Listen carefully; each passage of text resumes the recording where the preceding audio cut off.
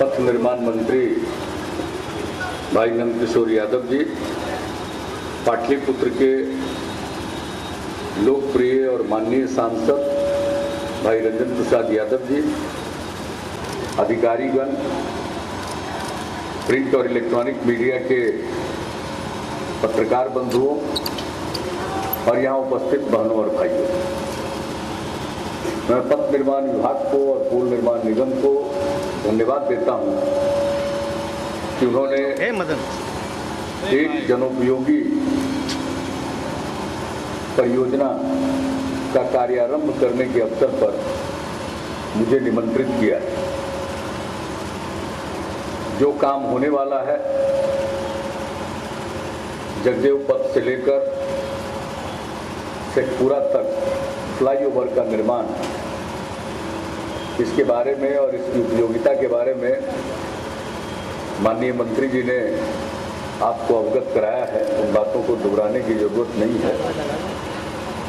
जिस तरह से पटना की आबादी बढ़ रही है और यातायात पर दबाव बढ़ता चला जा रहा है, उसका समाधान यही है कि जो व्यस्त सड़कें हैं उसके ऊपर सड़क पुल का निर्माण किया जाए।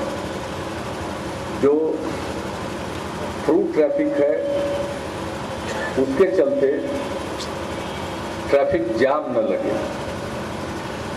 अब एक समय था हम लोगों के आंख के सामने देखते देखते इस इलाके की आबादी जिस तरह से बढ़ती चली गई है और भवनों का निर्माण हुआ है कि अब इस रोड पर हमेशा ट्रैफिक जाम की स्थिति रहती है। सगुना मोड़ से इस इलाके में गुजरते हुए प्रतिदिन शाम के वक्त लोगों को इसका तजुर्बा होता है। इसी को ध्यान में रखते हुए ये सड़क ऊपरी पुल का फ्लाईओवर के निर्माण का निर्णय लिया गया, जो बहुत ही उपयुक्त निर्णय है और इस निर्णय के लिए मैं पथ निर्माण विभाग को बधाई देता हूँ। और अब ये लगभग 2350 मीटर का ये फ्लाईओवर लोगों को राहत पहुंचाएगा। दानापुर की तरफ से जो शहर की ओर जाने वाले लोग हैं उनको नीचे के जाम से मुक्ति मिल जाएगी और नीचे वाले लोगों को भी जो थ्रू ट्रैफिक का भी एक दबाव रहता था उससे मुक्ति मिलेगी। तो नीचे का ट्रैफिक यानी जो स्थानीय लोग हैं, यहाँ का बाजार है, यहाँ के निवासी हैं, उनको अब सहूलियत होगी। एक भ्रम जरूर शुरू में जब ये परियोजना स्वीकृत हो रही थी तो फैलाया गया था कि साहब इससे इस पूरे इलाके का कारोबार ठप हो जाएगा और जो जमीन है उसका महत्व घट जाएगा। वो बिल्कुल ही भ्रम था। वैसा ही भ्रम जैसा अभी आपने देखा पिछले कुछ दिनों फैलाया गया और उसका एंटी क्लाइमेक्स कल देखने को मिला। तो ऐसा ही भ्रम फैलाने के एक्सपर्ट लोग बहुत ढूंढते रहते हैं। ऐसे जो विशेषज्ञ हैं भ्रम का बादल फैलाने वालों से, उससे सावधान रहना चाहिए। ऊपर का पुल थ्रू ट्रैफिक के लिए है और नीचे का रास्ता जितना चौड़ा था उसको उसी चौड़ाई में मेंटेन किया जाएगा। उसमें किसी भी प्रकार का कोई फेरबदल नहीं होगा, व्यवसाय प्रभावित नहीं होगा, लोगों का जनजीवन प्रभावित नहीं होगा, बल्कि और जनजीवन सुगम होगा। क्योंकि एक बात समझना चाहिए कि जो फ्लाईओवर बनेगा उसके ऊपर तो दुकान नहीं बनेगी, ना उस पर कोई अपार्टमेंट बनेगा। अपार्टमेंट तो जमीन पर बनेगा, फ्लाईओवर पर तो बनेगा नहीं। कि नीचे का फ्लाईओवर खत्म हो जाएगा, ये नीचे का अपार्टमेंट बंद हो जाएगा और नीचे की दुकानें बंद हो जाएगी। और इन दुकानों को तो छोड़ दीजिए, मैंने इन लोगों से एक ही गारंटी ली कि ये जो हमारे फुटपाथ दुकानदार हैं इनको तो कोई दिक्कत नहीं होगी। बेचारे शाम में आते हैं, बोरा बिछा करके बेचते हैं, उनको भी तो कोई दिक्कत नहीं होगी। उन्होंने कहा कोई दिक्कत नहीं होगी। तब हमने समझा कि नहीं, इस परियोजना पर मोहर लगाई जा सकती है। तो ये लोगों के भले के लिए, और यही नहीं अनेक इसी प्रकार के फ्लाईओवर शहर में बनाने पड़ेंगे। ठीक ही कहा नंदकिशोर जी ने, कुछ फ्लाईओवर तो बने। अब कंकड़बाग जाते थे तो कितना समय लगता था, एक पुल था, अब आजकल कंकड़बाग से जो एक बार निकल आता था शहर की ओर, वो एक ही बार शाम में लौटना चाहता था। अगर बीच में काम भी पड़े तो लोगों को बड़ी फजीहत होती थी। अब आज देखिए जितनी बार आना जाना है उतनी बार आइए जाइए, तो शहर का परिवर्तन, कोई 5 साल के बाद पटना शहर लौट करके आ रहा है तो ये कहता है कि हम पहचान ही नहीं पा रहे। लोगों को लगता है कि कोई दूसरे शहर में तो गलती से नहीं आ गए हैं। तो ये तब्दीली आ रही है। और एक और अभी तो आपने देखा मीठापुर में जो फ्लाईओवर बना, कितनी सहूलियत हो रही है लोगों को। और चिड़ैया टार में जो बना उसके सहूलियत का जिक्र तो हम कर दिए, लेकिन इसके बाद आप देखिएगा कि दोनों के बीच में नीचे जितना ट्रैफिक रहता है, यानी गाड़ियां रेंगती, पैदल चलने वालों को भी तकलीफ होती है। सड़क है लेकिन लोगों को रास्ता ढूंढ करके चलना पड़ता है। ये हालत हो गई है भीड़ की। तो उसी के मद्देनजर हम लोगों का एक निर्णय और है कि जो मीठापुर का फ्लाईओवर है उसको चिड़ैया टार के फ्लाईओवर से जोड़ देंगे, ताकि ऊपर भी बाहर के लोग निकल जाए। तब शहर तो बसा हुआ है, उसको तो इसी तरह से कुछ करके इसके यातायात का जो दबाव है और लोगों की परेशानी है उसको दूर करने की कोशिश होगी। वैसे हम लोग तो चाहते हैं कि शहर का जब भी विकास हो तो नियोजित ढंग से विकास हो, प्लान्ड हो, जो पहले नहीं हुआ, जो जहां पाए वहां बस गए, गड्ढा में मकान बना लिया। आजकल तो 24/7 चैनल चलता है, मकान बना लेगा गड्ढा में, उसका कहेगा देखिए पानी भरा हुआ। और 24/7 में तो कोई न्यूज चाहिए, वो उसी को दिखा रहे, एक बार भी नहीं पूछता है कि पहले सोचे थे इस बात को। तो शहर का विकास तो ठीक ढंग से होना चाहिए, प्लान ढंग से होना चाहिए।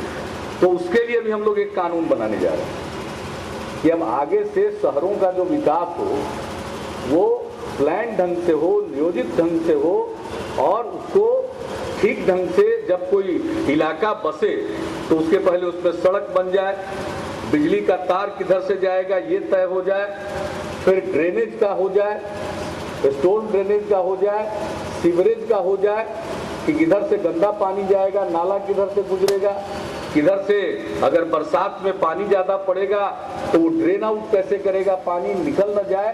ये सारी चीज़ें जो जरूरी हैं वो हो जाए, इसी के लिए हम लोग एक कानून पर काम कर रहे हैं। और मुझे पूरा विश्वास है कि नगर विकास विभाग इस कानून को अगले विधानमंडल के सत्र में लाने में जरूर कामयाब होगा। तो आगे जो विकसित होंगी कॉलोनियाँ या जो इलाके विकसित होंगे, जिन इलाकों का शहरीकरण होगा वो ठीक ढंग से हो जाए, ये आवश्यक था, इसलिए भी हम लोग काम कर रहे हैं। लेकिन बाकी अब जो बस गए तो बस गए, अब तो उसी को ठीक ठाक करना, उसमें सबका सहयोग चाहिए। और जब भी कोई काम किया जाता है तो जनता के भले के लिए किया जाता है, उसको देखना चाहिए। और हम लोगों की पूरी कोशिश होती है कि हम कोई काम करें उसमें किसी का विस्थापन न हो, ये पूरी कोशिश करते हैं। और अगर किसी का विस्थापन होता है तो हम उनको पर्याप्त मुआवजा दें ताकि उनका भावी जीवन फिर से खड़ा हो सके। तो इसको देख करके हम लोग करते हैं। और हम लोग जो भी इस शहर के विकास की कोशिश कर रहे हैं, यह तो एक शुरुआत है, अभी बहुत कुछ करने की ज़रूरत है। आप सब लोगों का सहयोग चाहिए।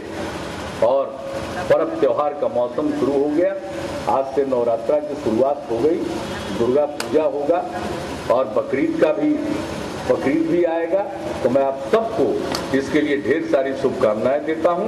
और फिर जब पूजा होगा तो हम लोग भी देखने घूमने निकलते ही हैं, इस इलाके में भी आते हैं, दानापुर में भी जाते हैं, सब जगह लोग हर्षोल्लास के साथ मनाइए। और बिहार का जो एक वातावरण दूषित करने की कोशिश हुई, सब देखिए ऊपर वाले का खेल। हमको तो बस ऊपर वाले पर भरोसा है और आप पर भरोसा है, आपका विश्वास है, इस पर भरोसा है, और मेरा विश्वास ऊपर वाले पर। सब रास्ता वही निकालते हैं। तरह तरह का लोग काम करने लगता है 2 मिनट में। और एक बात और कहेंगे भाई, जब भी कोई घटना घटे तो कुछ समय तो पुलिस को दीजिएगा अन्वेषण करने के लिए ना। कोई समय ही नहीं देना चाहता, सब लोग इन्वेस्टिगेटर बन जाते हैं। तो भाई उससे बात नहीं बनती है, उससे कानून का राज स्थापित नहीं हो सकता, और उससे दोषी को दंड दिलाना और निर्दोष लोगों को, पीड़ित को न्याय दिलाना, उसमें बाधा आती है, समस्या उत्पन्न होती है। इसलिए हम सबसे आग्रह करेंगे कि पूरे हालात को देख करके बेसब्र होने की जरूरत नहीं है। इधर कुछ बेसब्री का वायरस जैसे आजकल चला हुआ है ना, सर्दी का, फ्लू का, तरह तरह का वायरस चला हुआ है, वैसे ही हम देख रहे हैं कुछ लोग बेसब्री का वायरस लेकर के आए हैं और वो वायरस फैलाने की कोशिश कर रहे हैं। इसलिए सब्र रखिएगा, शुभ होगा।